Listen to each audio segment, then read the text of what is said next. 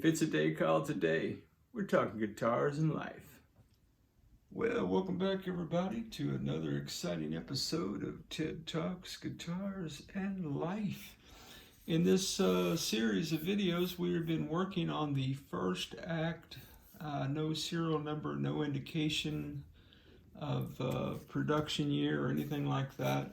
I've tried on the Googler to find out some info, but have not been successful. So what we're going to be doing in this particular vid today is preparing this neck for the guitar. Now again, this guitar came into the shop and from a relative for their grandson, and I thought initially that what they wanted was just a cleaning and some new guitar strings. However, as we went under the hood, hey, by the way, if you missed that, you can see that in the playlist below for the FirstAct Double Cut Guitar. So we're going to be preparing this neck in a couple of different ways. One is I'm going to deinstall those tuners. These tuners just got to go, man. I just decided, I was talking to my bride about it last night. I said, baby, I don't know. You think I should spend a little money on some parts? And anyway, we decided because it was going to a family member. And truthfully, guys, if it comes through the shop here, I want to send it out of the shop in the best way that I can. So I've got some 3x3 Safu locking tuners coming. I went with black. I thought that would look smoking hot, but you know, we'll see. And they're a little bit of a different, they're not mushroom or even this style of a tuner head. They're more of kind of a tulip look. Yeah, this nut, we're going to continue to assess whether that nut is redeemable or not. We do need to take the sticker off, and this neck is pretty thick. I'll be sanding it some. We've got 22 frets here, and you can tell there's some wear here. So yeah, man, we're going to deinstall the tuners. We're going to level this neck. We're going to check our frets to see if we have any unlevel frets. And then we will do a complete fret leveling, and we will crown, polish, clean and condition that fingerboard, clean this neck up, follow these nibs off the heel right here, and we'll move on down the road, ready for reinstallation. This guitar neck ain't got nobody.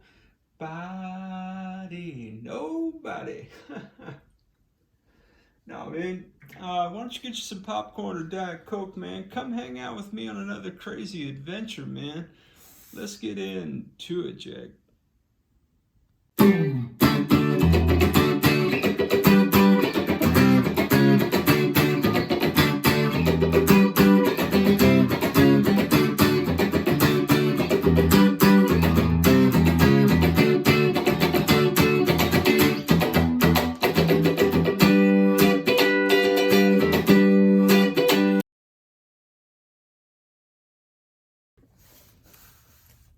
Well, all right, my friends, we have one copacetically level guitar neck. In the fast forward vid, I tried to point this out, but maybe I did not. I did really mess that up pretty bad with my leveling file. This had so many nibs on it. I got a little aggressive. I will be taking some sandpaper and cleaning that up later. But in this adventure, what we want to do more than that is see if we've got level frets. My friends, what are the odds? It could happen, and I think in this light you can see either the fret wear or maybe those are indentations, I don't know. Let's see what we got, shall we?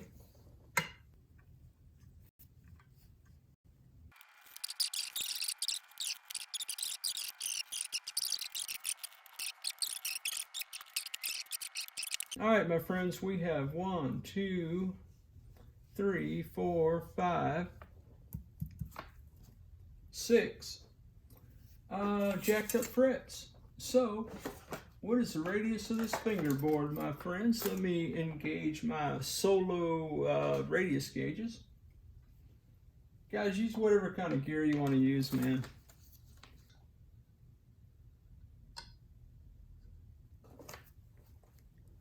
flashlight batteries died. So I'm relying on the sun and the window outside. 12's got a little bow in it. Yeah, it's a 14-inch radius, guys. All right, 14-inch radius for the win. So I do happen to have, I believe, a 14-inch Guyker beam. Is this 14? 10 on one side, 14 on the other? Well, let me just, yep, sure is. I got some old sandpaper on here. Let me get this off, man. All right, guys. Well, I'm going to put some fresh sandpaper on my sanding beam. I need to take my dear friend Avery's at council and clean my tools after I use them. Yeah, man.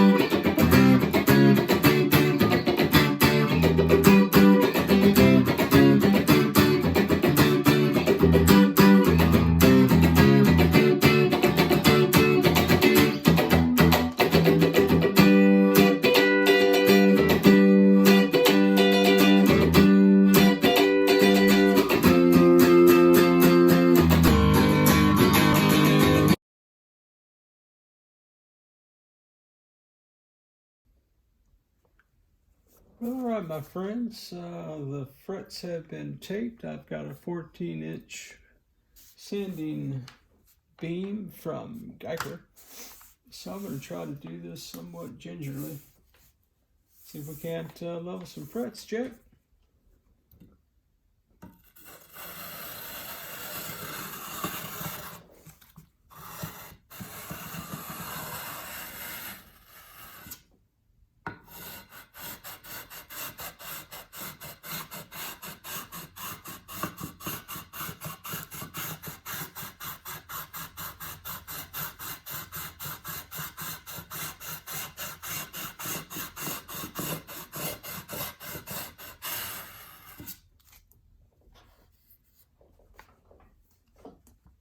Now you can probably tell we still got some problem spots up here on these frets.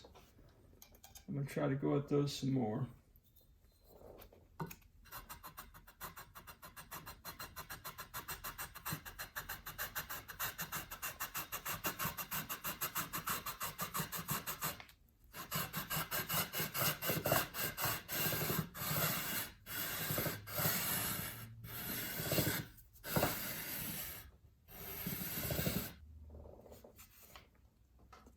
Well, I really don't know about that one, guys.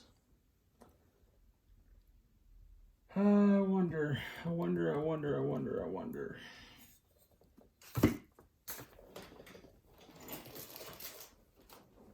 You know what I'm thinking about doing? This is crazy. Guys, nothing I do is prescriptive, okay? It's just descriptive of my form of crazy. So, please don't do anything I do, Jack.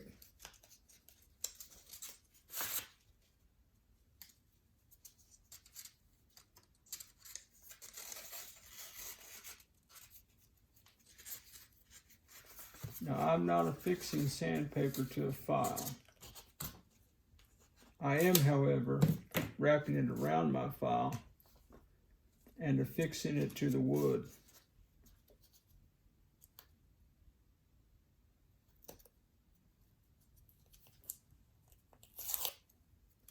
Why am I doing that, you might ask? Well, my friends, because this file is pretty rough. This is 400 grit sandpaper. These are frets that need some work.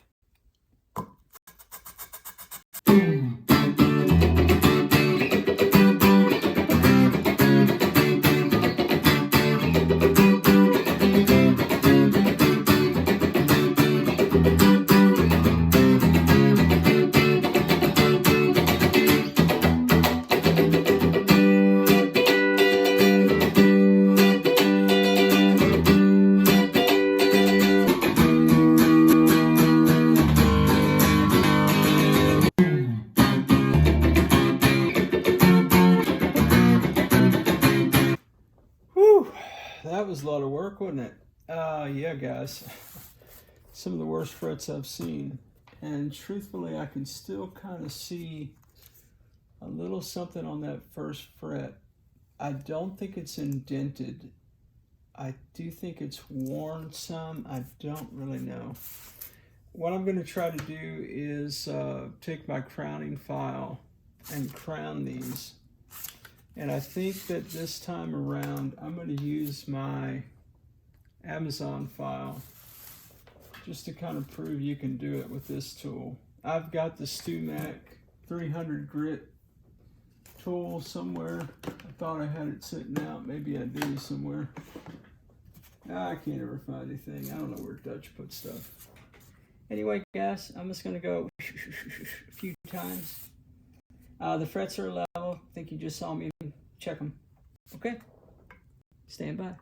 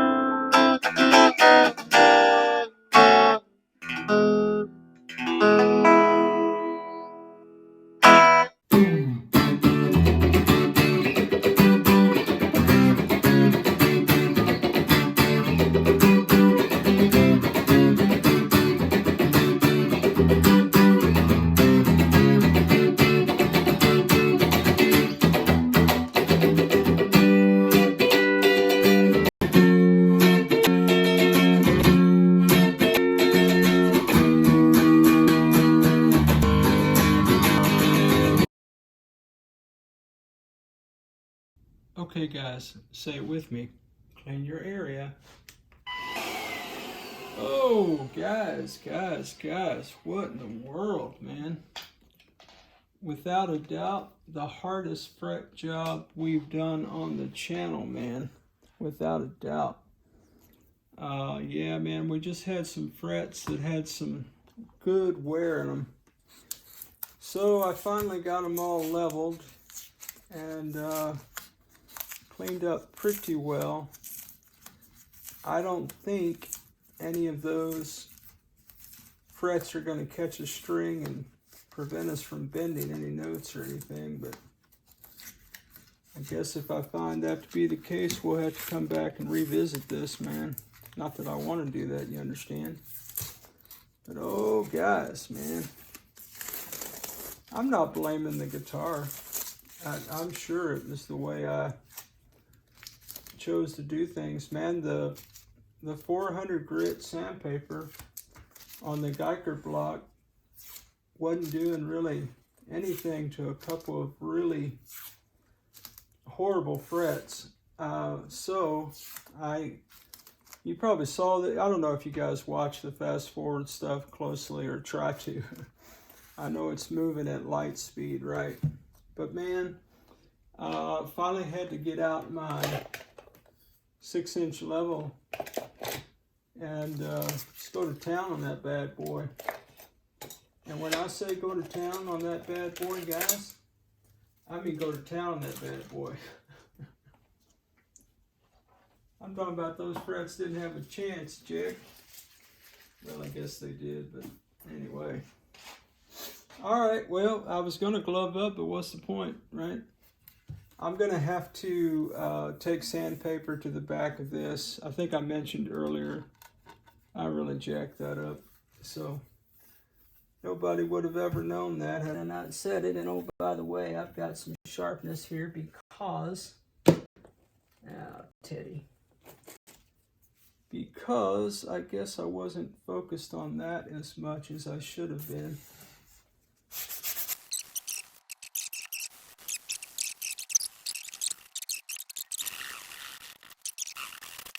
I know what you're thinking, but Ted, didn't it take you 30 minutes to tape that board up?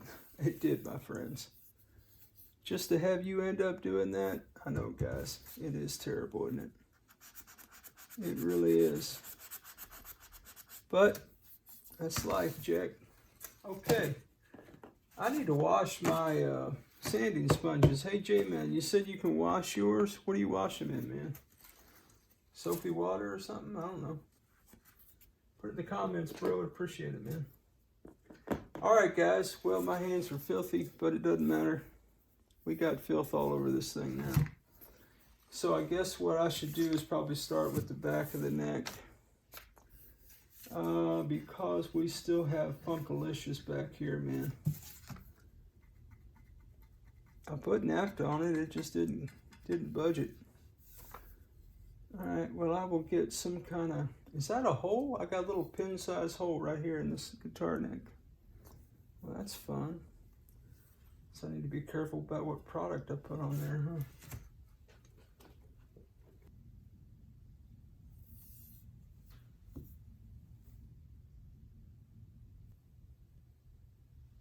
Well, alright, my friends, just an update. I took 2000 grit sandpaper to the back of this neck. Got that smooth as butter, baby. And then I applied a coat of True Oil, which is drying at the moment. And when that dries, I will buff it out. I'll do that again. I'll buff it out, check. And then I'm going to go Howard's Feet and Wax on this bad boy because that's the way I roll.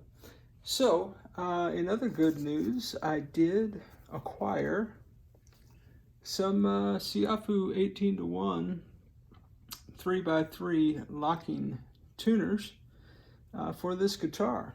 Now, I did mention in the Under the Hood segment for the FirstAct Double Cut Guitar that these are 8.5 ferrule holes. Now, these ferrules fit copacetically in the front of the guitar. However, this is a 10 mil wide apparatus. So, what I'm going to do is I'm going to take my reamer tool, and I'm going to do it by hand because so many of you keep telling me not to use my drill, although I prefer the drill. And so what you do is you just stick it in there. Stand by, let me get some clearance. I'm not going to do it right now because this is all drying. I will do a fast forward vid of me doing the work, perhaps. So what you do with the reamer tool, I've got it taped off about where I want it. In fact, that might be a little too girthy, so I may not need all of that. The ideal thing to do would be to take a 10 mil washer and put it on here and then set your tape depth. But what I'm going to be doing in the fast forward video is I'm just going to put this in there and I'm just going to slowly turn it like thusly until I open that hole up to accommodate a 10 mil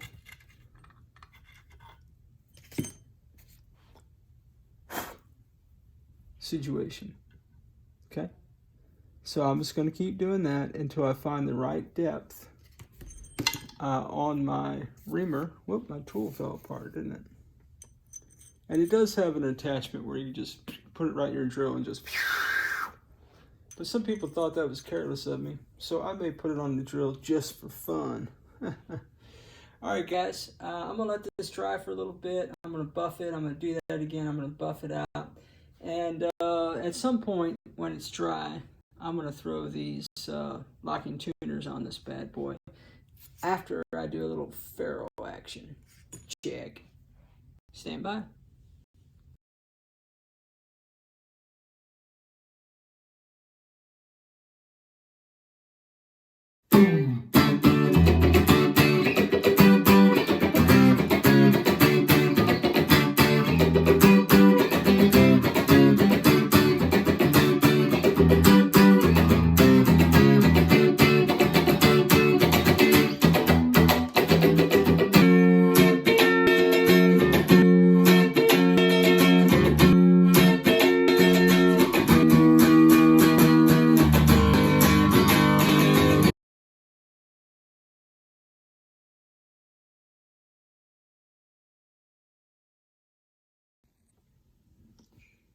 Okay guys, you're absolutely right. We should fill the 6 holes that we're not going to use. I was going to take a shortcut, but talked me into doing it the right way. Yes, you were right. Do it the right way, Ted. Do it the right way. Alright guys, we're going to let this dry for a little bit, and then we'll clip the tips. Then we're going to have to sand those down a little bit. See where we go from there, Jack. I just want to point out that this thing is how I did this to the guitar neck. So I'm going to do my best not to have that happen again.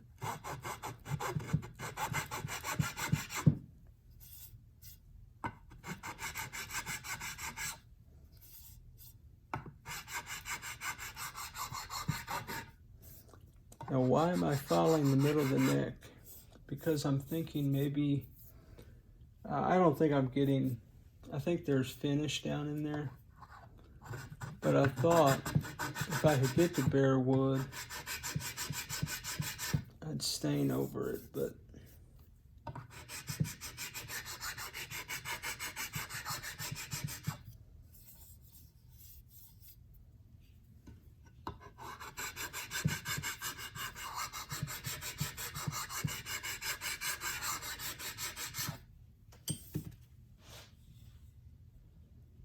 alright.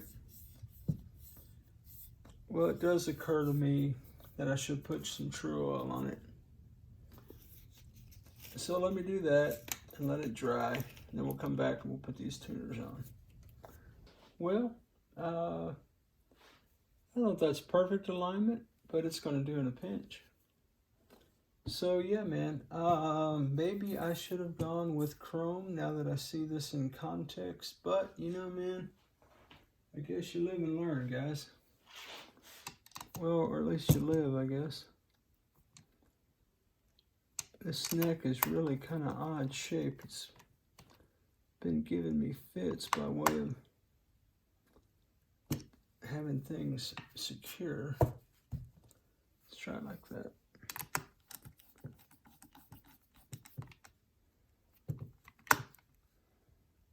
I don't know. Maybe chrome would have been better. Surprisingly, the holes, the bottom holes of the diamond tuners lined up pretty well. So yeah, I don't know. I know it's kind of dark in here. I don't know why I got all kind of lights on. How about if I do this? Is that better? Yeah, there you go, guys. Yep. All right. We got black locking tuners on the FirstAct. Yeah, man. Double cutaway guitar. Well, guys, that's the journey with this old FirstAct double cutaway guitar neck. This guitar neck is almost ready to be joined to a guitar body. So in the next video, we'll be tackling that body jack. We got some body work to do, and then we'll do electronics. We'll move on from there to throw all this back together and see if we can't get a rock and roll machine, man. Hey guys, thanks for hanging out with me tonight, man. I appreciate it any time that you do. I appreciate any bit of time that you spend on the channel, man. Thanks for hanging out, guys. Y'all are the best. As always, wherever you are in your guitar journey, man, I pray it's a long, smooth, safe, joy-filled ride for you, Jack. Rock on with your best selves, everybody. Catch you down the road.